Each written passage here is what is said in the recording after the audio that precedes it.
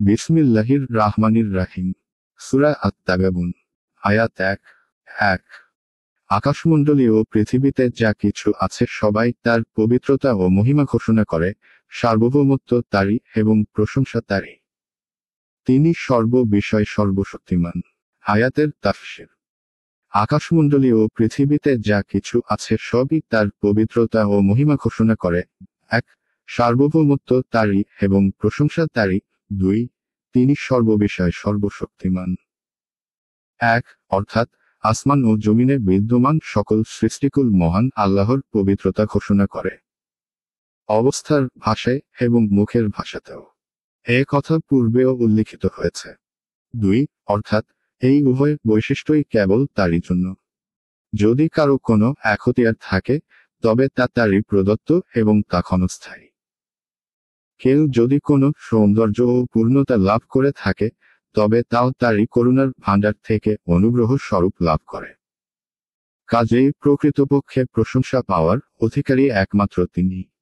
আয়াত ২। তিনি তোমাদেরকে সৃষ্টি করেছেন, অতঃপর তোমাদের মধ্যে কেহ হয় কাফির এবং কেহ মুমিন। তোমরা যা করো আল্লাহ সম্যক দ্রষ্টা। আয়াতের তাফসীর। তিনি তোমাদেরকে সৃষ্টি করেছেন, অতঃপর তোমাদের মধ্যে কেউ হয় অবিশ্বাসী এবং কেউ বিশ্বাসী। আর তোমরা যা করো, আল্লাহ তার সম্যক দ্রষ্টা। ১ অর্থাৎ মানুষের জন্য ভালো মন্দ, নেকি বদি এবং কুফরি ও ঈমানের রাস্তাসমূহ পরিষ্কার বাতলে দেওয়ার পর মহান আল্লাহ মানুষকে ইচ্ছা ও এখতিয়ারের যে স্বাধীনতা দিয়েছেন, তারই ভিত্তিতে কেউ কুফরি এবং কেউ ঈমানের পথ অবলম্বন করেছে। তিনি কাউকে কোনো কিছুর উপর বাধ্য করেননি। তিনি বাধ্য করলে কোনো ব্যক্তি কুফরি ও অবাধ্যতার রাস্তা অবলম্বন করতে সক্ষম হতো না। কিন্তু এইভাবে মানুষকে পরীক্ষা করা সম্ভব হতো না। অথচ আল্লাহ তাআলার ইচ্ছা হলো মানুষকে পরীক্ষা করা। ২. অতএব যেমন কাফেরের স্রষ্টা আল্লাহ, তেমনি কুফরির স্রষ্টাও তিনি। কিন্তু এই কুফরি এই কাফেরের নিজের উপার্জিত। সে স্বেচ্ছায় তা অবলম্বন করেছে। অনুরূপ মুমিন ও ঈমানের স্রষ্টা আল্লাহই, কিন্তু ঈমান এই মুমিনের নিজের উপার্জন করা জিনিস। সে স্বেচ্ছায় এটা অবলম্বন করছে। আর এই উপার্জনের ভিত্তিতে উভয়কেই তাদের আমল অনুযায়ী বদলাও দেওয়া হবে। কারণ তিনি সবারই আমল দেখছেন। আয়াত ৩। তিনি সৃষ্টি করেছেন আকাশমণ্ডলী ও পৃথিবী যথাযথভাবে এবং তোমাদেরকে আকৃতি দান করেছেন। তোমাদের আকৃতি করেছেন সুশোভন এবং প্রত্যাবর্তন তো তারই নিকট। আয়াতের তাফসীর।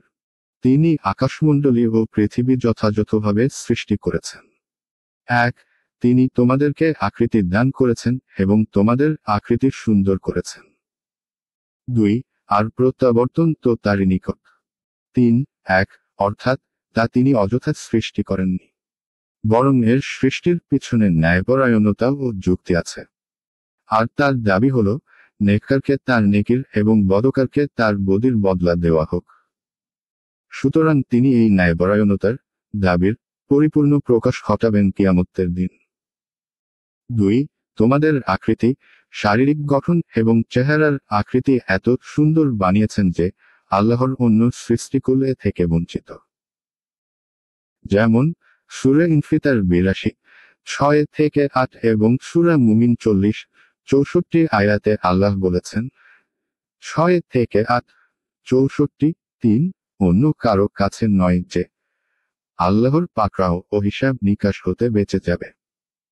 আয়াত ৪ আকাশমণ্ডলী ও পৃথিবীতে যা কিছু আছে সবই তিনি জানেন, তোমরা যা গোপন করো ও তোমরা যা প্রকাশ করো এবং তিনি অন্তর্যামী।